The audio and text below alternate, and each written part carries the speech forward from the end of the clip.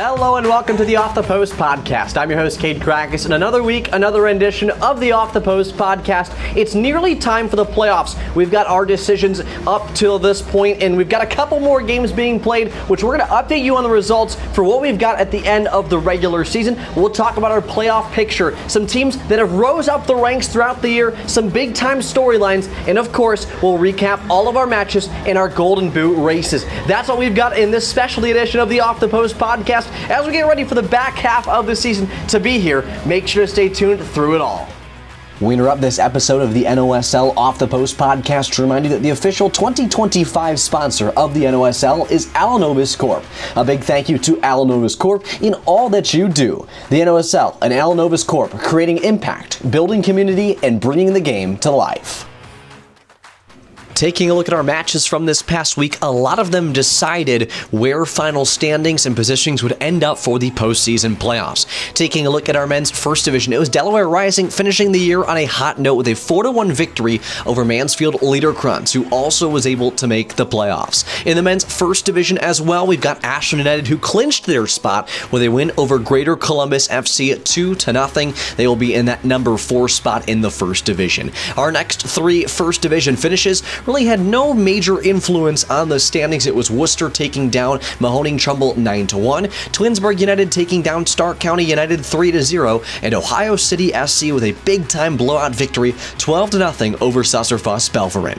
Moving into our men's second division, we have Akron United, who took down Raiders Football Club 18-3, Amish Country United taking down Mansfield Liederkranz 2-1, AFC Kent with a big victory over Forest City 3-1, and our last men's second division result, it was Paxos FC, who has certainly stormed into the second division and taken it over with ease, 3-0 over Black Clover. They're certainly the favorites right now in the men's second division to find a way via promotion into the men's first division if they can perform well here in the playoffs. Moving into the men's Northwest division, it's a 6-4 win for Valentis Athletica over Firelands United, and then in the women's division, 4-0 for Mansfield Liederkranz over Panthers FC, 2-1 for Sassarfoss Belverin over Ohio City SC, and last but not least, Delaware Rising 3-0 over Twinsburg United. Those are our matches through Week 10. As we get into the playoffs, we'll talk more about what these did in terms of the standings coming up next.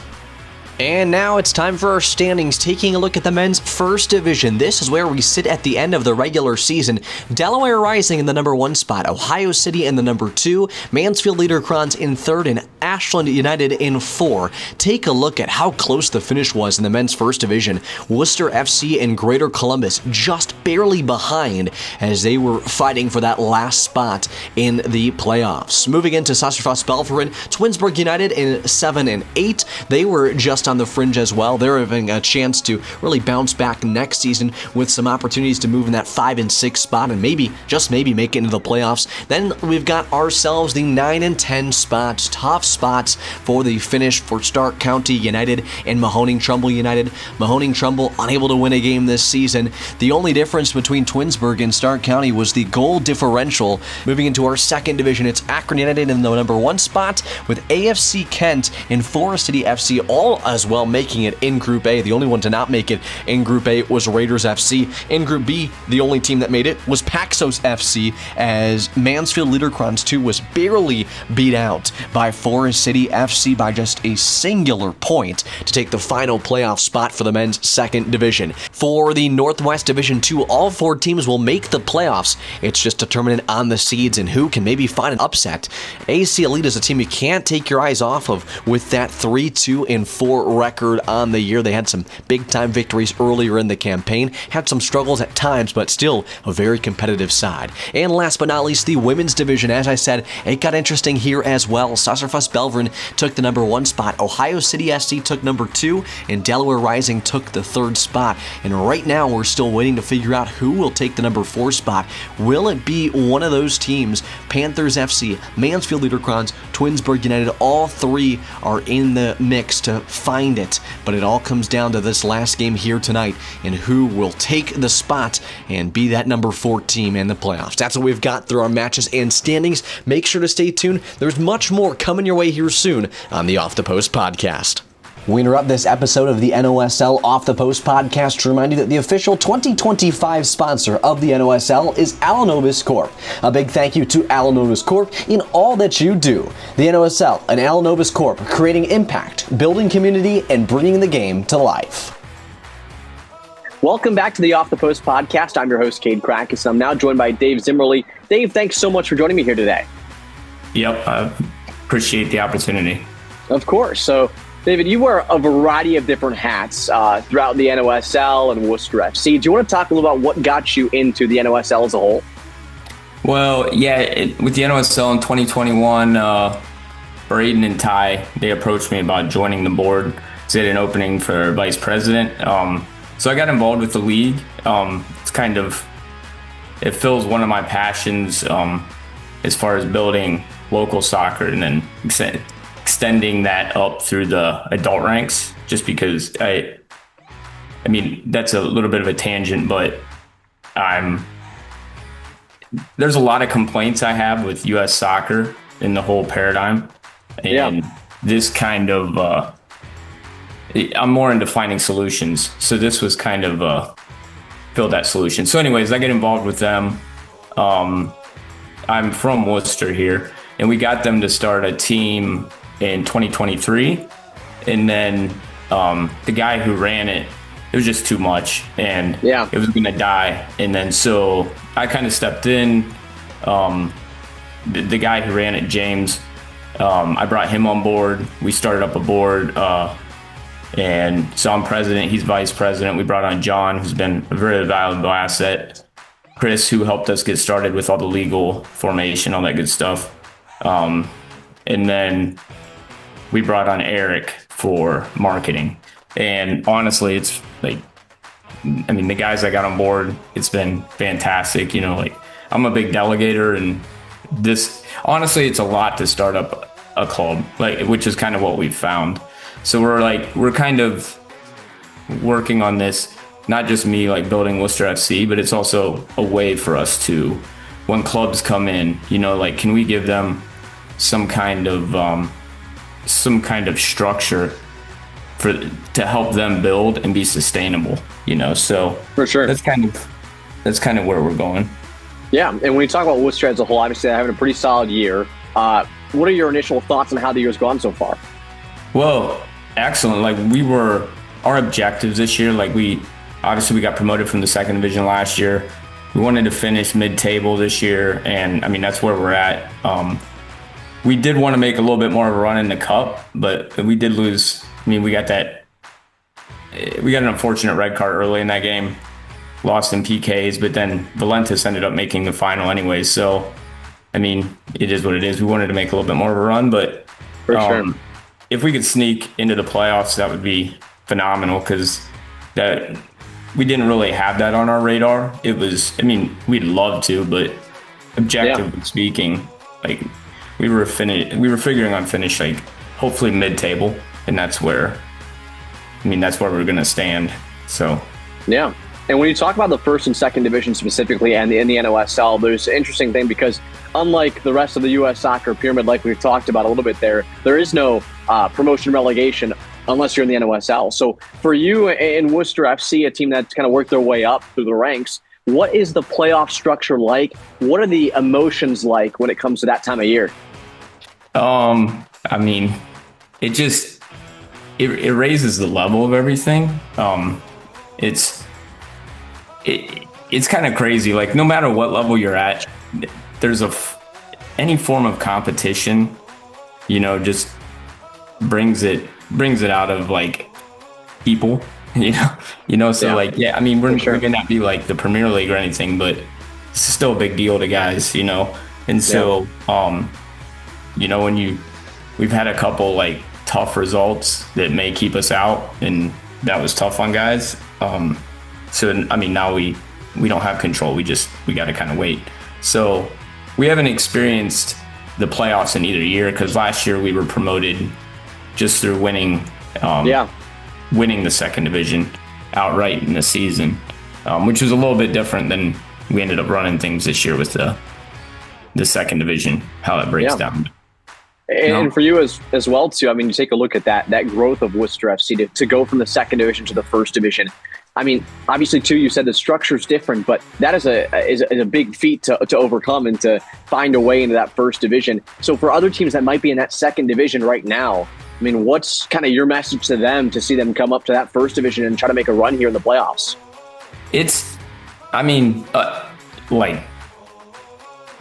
You kind of had a double question in there.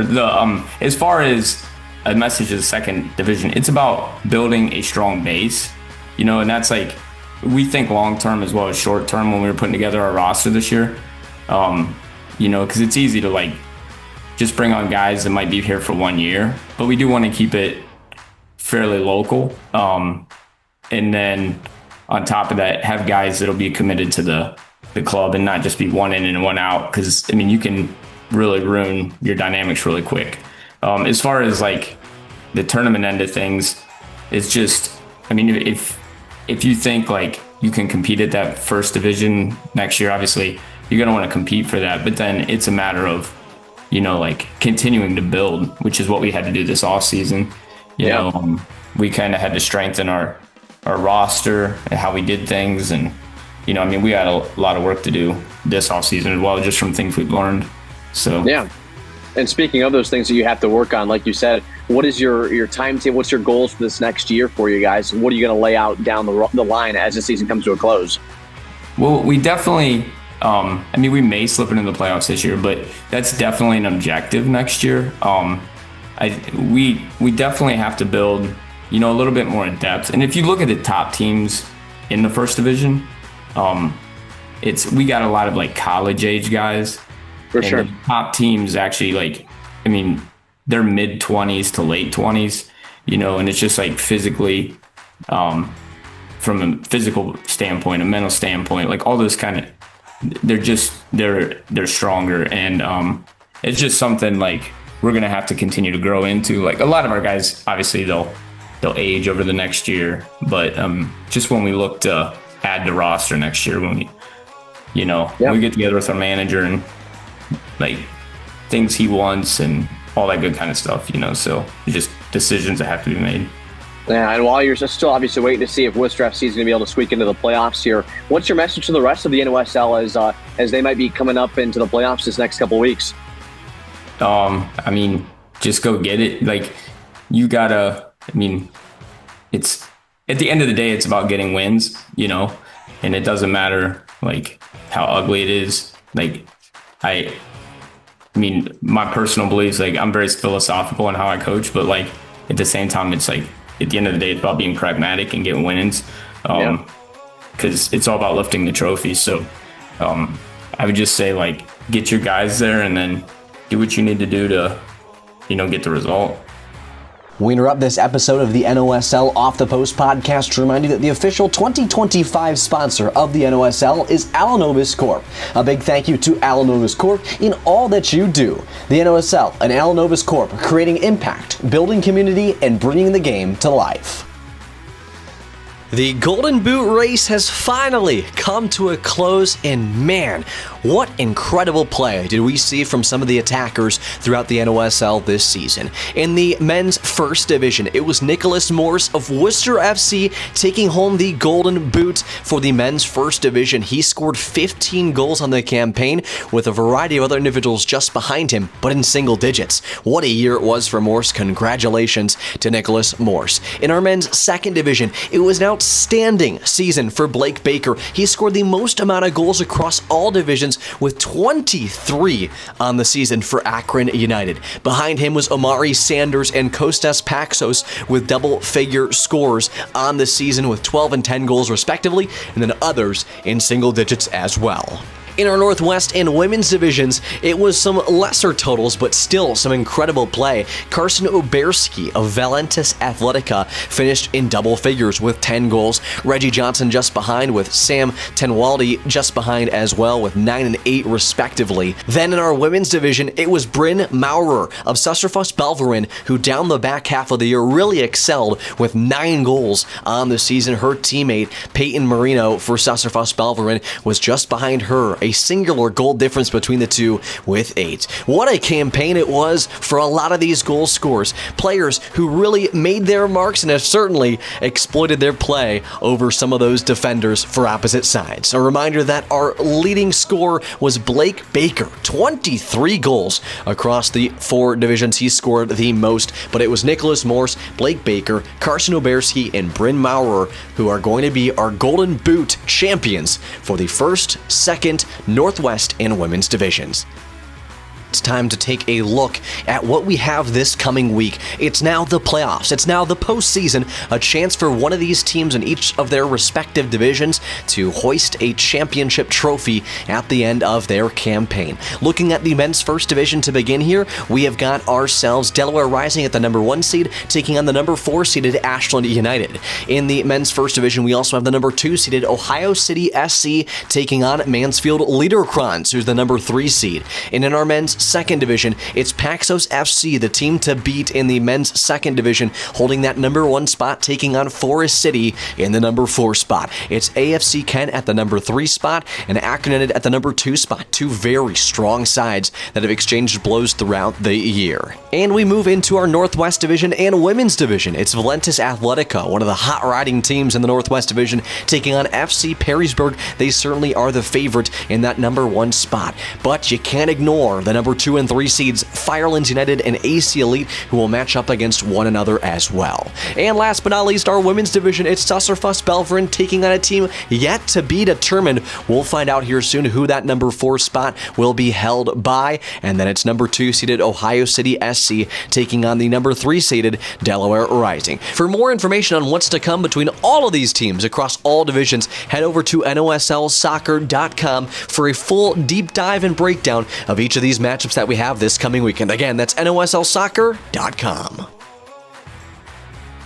And as a friendly reminder, make sure to mark down your calendars as we've got these exciting championship matchups coming your way here in just about 2 weeks. On Saturday, July 26th, it'll be the men's first division championship. On Friday, July 25th, it'll be the men's second division championship. The men's Northwest division championship will be played on Sunday, July 27th, and just a day before that, it'll be the women's division playing their championship on Saturday, July 26th. Reminder, it's a championship-filled weekend. July 25th, 26th, and 27th, we'll have each of these divisions decided on who will hoist the trophy. Make sure to stay tuned as we get ready to see which teams will take on one another in these matchups. We'll update you in Week 11 with the results and who will be playing for a championship.